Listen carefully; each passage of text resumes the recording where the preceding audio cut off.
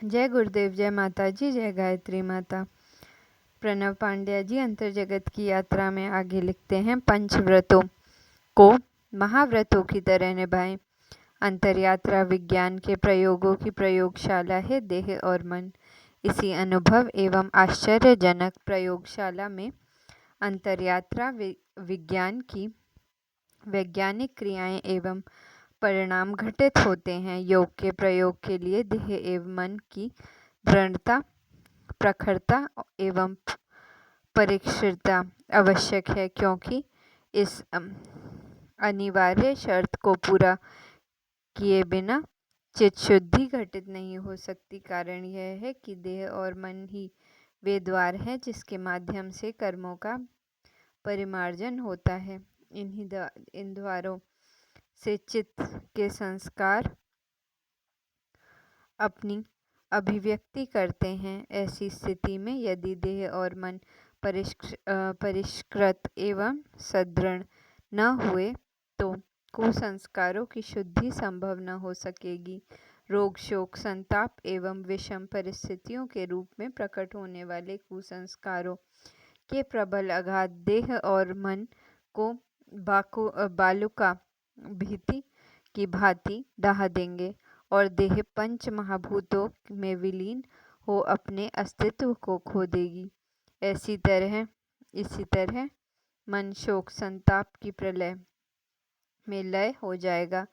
ऐसा न हो तो और योग साधना अविराम चलती रहे। इसलिए योगी के लिए व्रतशील जीवन अनिवार्य है।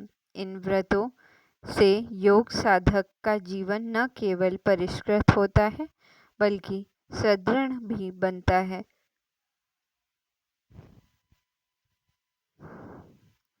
यम रूपी प्राथमिक अनुशासन यही कार्य सिद्ध करता है।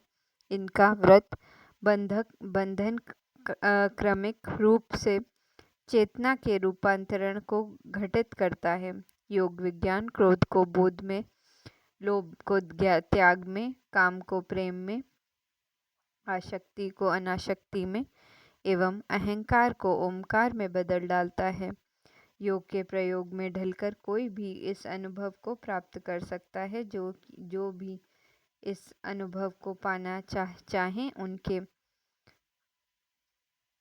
लिए योग के अनुशासन का इन महाव्रतों का पालन आवश्यक है। इन व्रतों के महाव्रत रूप की व्याख्या करते हुए महर्षि पतंजलि अपने नए सूत्र का उद्घाटन करते हैं।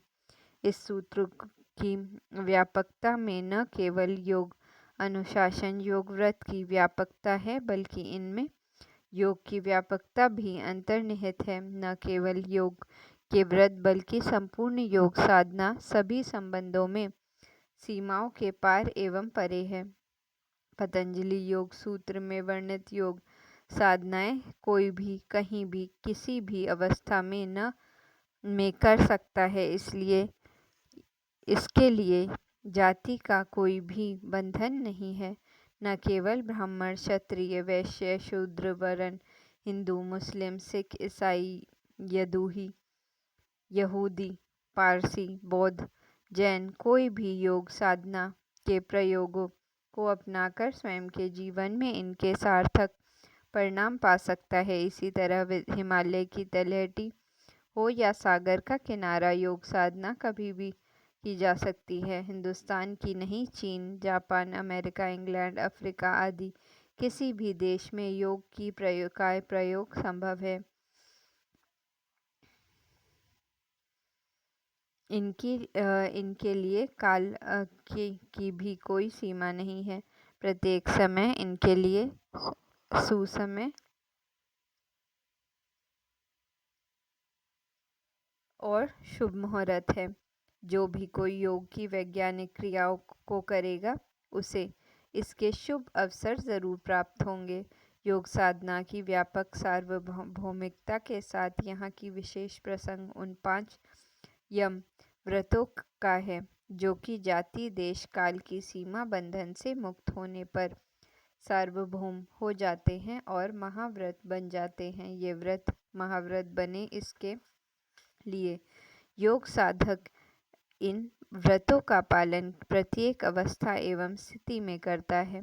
उदाहरण के लिए यदि अहिंसा व्रत की बात करें तो यदि किसी ने यह नियम लिया है कि मछली को छोड़कर अन्य जीव नहीं मारूंगा, तो यह जाति अविच्छिन्न अहिंसा हुई।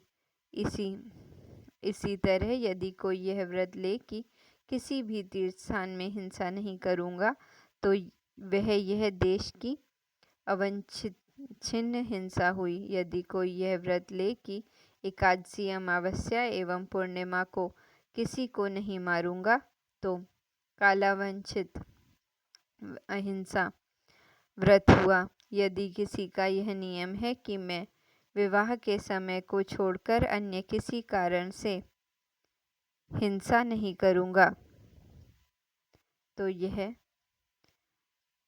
समयावंचित अहिंसा व्रत है।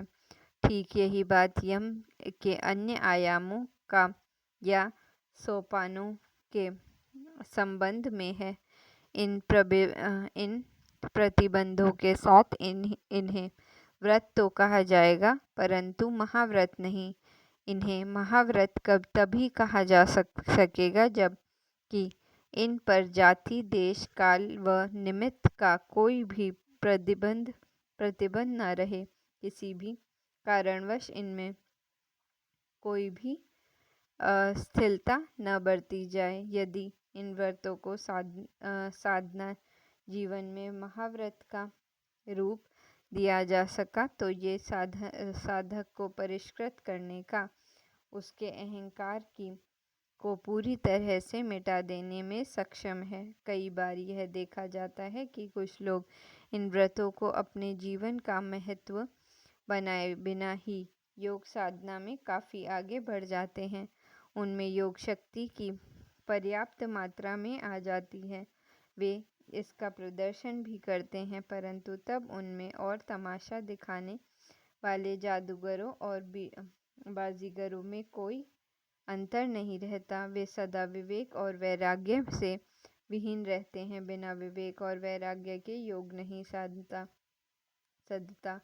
क्रियाएं कुछ भी हों, कैसी भी क्यों न हो, इनसे तत्व ज्ञान नहीं हो पाता। इन सब के लिए योग साधक को अपने अहंकार का विनाश करना पड़ता है, जो पंच तत्वों को महाव्रत की तरह से निभाने से हो जाता है। ध्यान रहे, योग साधना में प्रकृति को पार करना पड़ना है, और प्रकृति के अंतर्गत न केवल यह स्थूल जगत है, बल्कि संपूर्ण सृष्टि है। यथार्थ में प्रकृति शक्ति है, इसे पार कर पाना सहज नहीं है। इसमें थोड़ा सा भी अहंकार है, वह कहीं न कहीं किसी न किसी स्तर पर उलझता एवं स्वयं को विनष्ट करता है। इसलिए योग साधना करने वालों के लिए अति अनिवार्य है कि वे योग मंदिर में प्रवेश से पहले ही अहंकार का त्याग कर दें। तब प्रकृति का संपूर्ण विस्तार, इसके समस्त परिवर्तन अनायास ही साधना के सहयोगी बन जाएंगे, और योग साधक का जीवन स्वयं ही के लिए व औरों के लिए मंगलमय आशीष बन जाएगा। जय गुरुदेव, जय माता जी, जय गायत्री माता। आगे प्रणव पांड्या जी लिखते हैं, आत्मशोधन का विज्ञान है नियम। महर्षि पतंजलि द्वारा पिछले सूत्रों में वर्णित महाव्रत का संबंध केवल यम से ही नहीं है, इसका संबंध नियम से भी है। नियम में उन तत्वों का समावेश है जो व्यवहार के आधार, विचार एवं संस्कार को परिष्कृत करते हैं। महर्षि के इस सूत्र में अनस्त शोधन का विज्ञान निहित है। योग है कि प्रारंभ से लेकर शिखर तक शोधन की क्रिया एवं कला। हठ योग की सीमाएं केवल देह शुद्धि तक हैं, लेकिन महर्षि पतंजलि के सूत्र में शोधन की अति सूक्ष्म क्रियाएं और कलाएं हैं, जिनका कार्मिक और उत्तरोत्तर विकास होता है। यम के बाद नियम के प्रतिपादन में भी यही विकास क्रम है। यम यदि व्यवहार शोधन के लिए है, तो नियम अंतस्थ शोधन के लिए। इसके प्रथम तत्व का तो नाम भी शुद्धता यानी कि शौच है। शौच केवल कुल्ला दातून करने से, नहाने धोने से नहीं निपटा। हालांकि शरीर स्वास्थ्य की दृष्टि से इसकी भी ज़रूरत है, लेकिन जब बात योग साधना की आती है तो इसमें कुछ भी और चीज़ें जुड़ती हैं। भोजन की शुद्धता, शरीर की शुद्धता, मन की शुद्धता मिलाकर शौच का उद्देश्य पूरा होता है। भोजन की शुद्धता का मतलब है ऐसा सात्विक एवं स्वल्प आहार जो शरीर व मन को विषाक्त न करे, जो श्रम से अर्जित किया गया हो और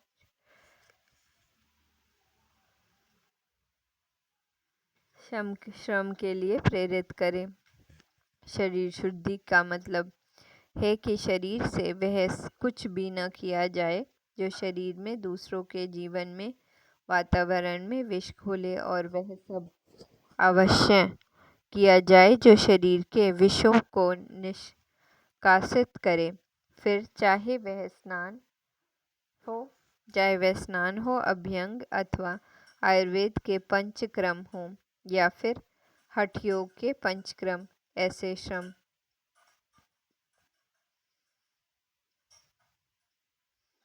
जनित सत्क्रम भी इसमें सम्मिलित हैं जो शरीर को सात्विकता, स्वास्थ्य एवं आरोग्य देने वाले हैं। इसके बाद मन की शुद्धता है। यह सदा स्वास्थ्य एवं आरोग्य देने वाले हैं। इसके बाद मन की शुद्धता है। यह सदा सद्भाव से संपन्न होती है।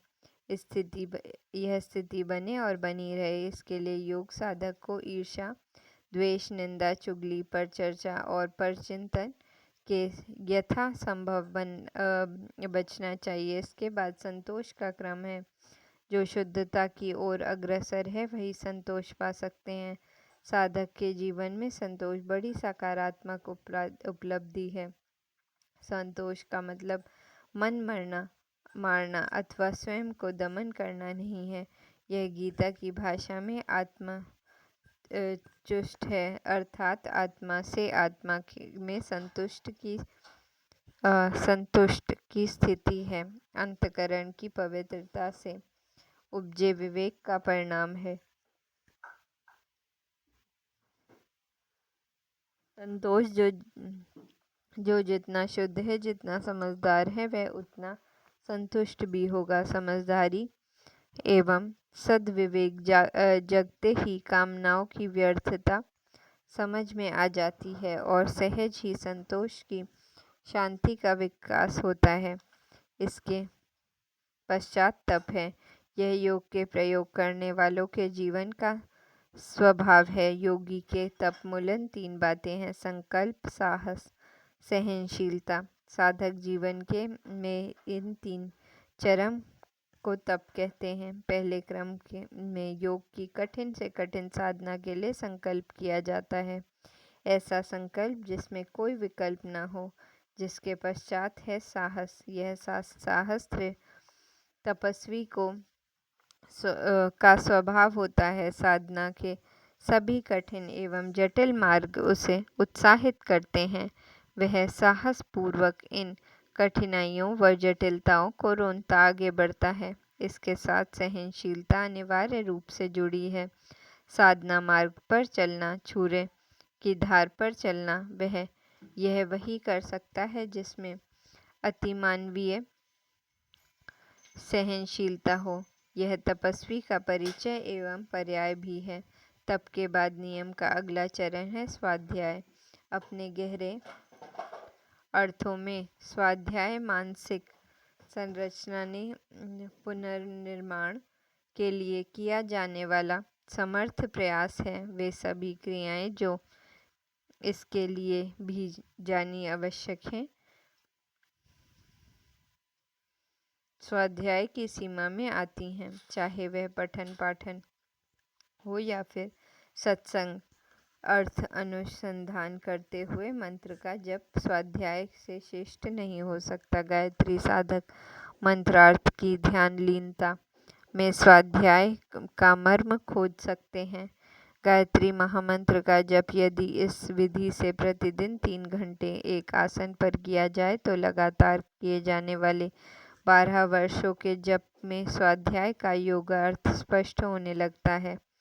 ईश्वर शरण गति नियम का अंतिम तत्व शीघ्र एवं शिखर है। सच कहें इसे तो सभी नियम का सत्परिणाम कह सकते हैं। भगवान पर अनन्य भरोसा रखना, प्रत्येक कर्म उसका को साक्षी मानकर करना और उन्हें ही समर्पित कर देना, प्रतिपल उनके सहचर्य को अनुभव करना, प्रत्येक क्रिया विचार एवं भाव के साथ उनमें स्वयं को विलीन होते हुए सुख का अनुभव करना, यदि ईश्वर शरणागति है, ऐसी ईश्वर शरणागति पाने वाला ईश्वर का सच्चा भक्त ही सच्चा योग साधक है। जो भी विचार, भावनाएं एवं कर्म इसके अनुरूप न हो, इसमें बाधाएं बनाए, योग साधक को उनसे दूर ही रहना चाहिए। जय गुरुदेव, जय माता जी, जय गायत्री माता।